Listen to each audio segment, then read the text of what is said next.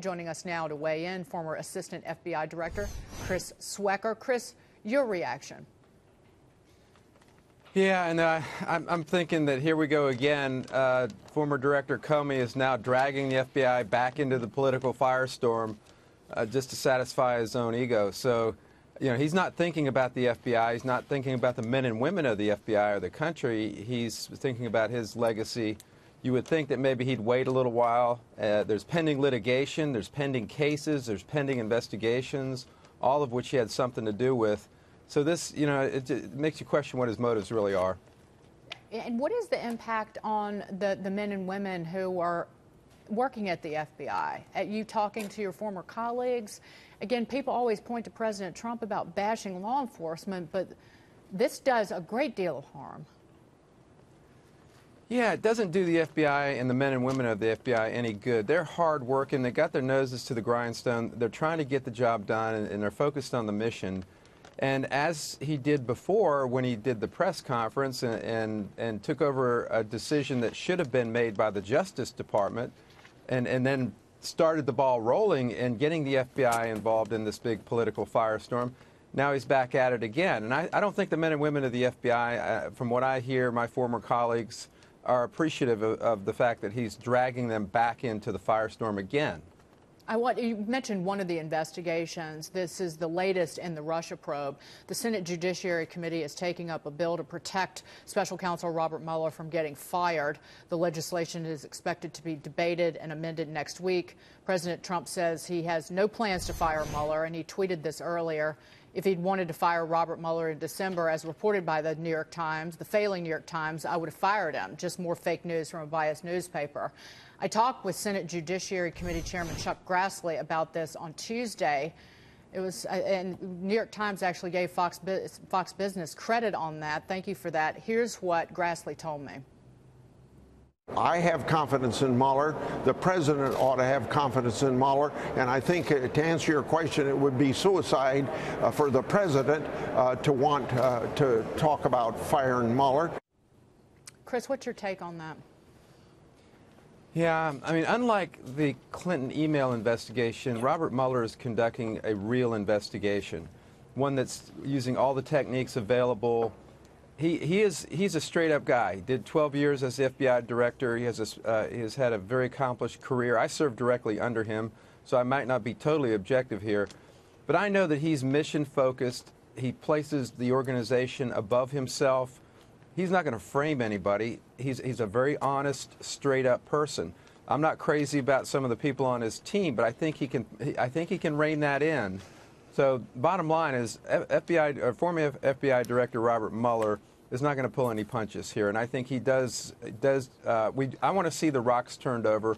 I want to see what comes out of it, and I will disclose that I've been a supporter of the president, but I want to see the truth here. I want to see the truth come out. Hey, Chris, Bob Nardelli here. You've been on air before, and you've been very forthright in trying to make sure that you set the right framework and tone for the FBI agents, your colleagues, that really don't deserve this broad brush negativity. You just talked about favorability with Mueller, but you've also worked under Comey. What's your opinion of him? Do you share the same sentiment about him as you do Mueller? Well, at one time I did. I respected him. We worked together on the Corporate Fraud Task Force and a bunch of other things when I was head of the FBI's criminal division. He was very personable and likable, and that is in contrast to Mueller. Nobody loved Mueller. They respected him. He was very impersonal, very much mission-focused. Comey was more sort of warm and fuzzy. The problem I have with Comey is that I really believe that he treated the Clinton investigation differently. And when you start going down that road and not just following established process, you run into problems. And that started the ball rolling, and it cascaded into where we are now. It set a bunch of things in motion because he didn't follow the rules. Well, and speaking of those things in motion, we heard yesterday Kentucky Senator Rand Paul revealing that the FBI has informed him that Peter Strzok, who is a key person in the Hillary Clinton investigation and then worked on the Mueller team in the Russia collusion investigation, and his then mistress, Lisa Page, who were text messaging one another, anti-Trump text, they still have top secret security clearance, despite sending a slew of those anti-Trump text messages. Your reaction to that, Chris, and again, and also respond to the Russia collusion investigation by Bob Mueller. He referred evidence to the U.S. attorney here in the Southern District of New York, that division, and it winds up raiding Trump's own personal attorney's home, hotel room, and office. I wanted your reaction to that as well. Okay.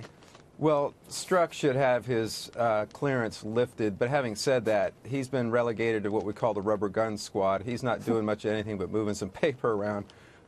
So he can't do any harm while the disciplinary process runs its course. So that's pretty normal procedure. As far as the referral, you have to understand how investigations work. There are things that we call spin-off investigations, and it looks like what happened here is former Director Mueller or his team ran across some information, and he did not believe it was relevant to his mandate, so he referred it up to the Southern District of New York. Now, we don't know whether they spun off a new investigation up there or whether there was a pre-existing investigation, which I think is highly likely, given the speed at which they got this search warrant. And so that to me tells, or that speaks to the fact that there probably was a pre-existing investigation unrelated to Russia, maybe involving taxi cab medallion issues. You know, that little area is fraught with corruption. Their bank fraud. Right. Now they may be wrapping a potential FEC violation in there. Right. Who knows? But I believe that this is focused on Cohen, not necessarily Trump. There you go. Chris, thank you for being here. You covered a lot of ground for us. Chris Swecker.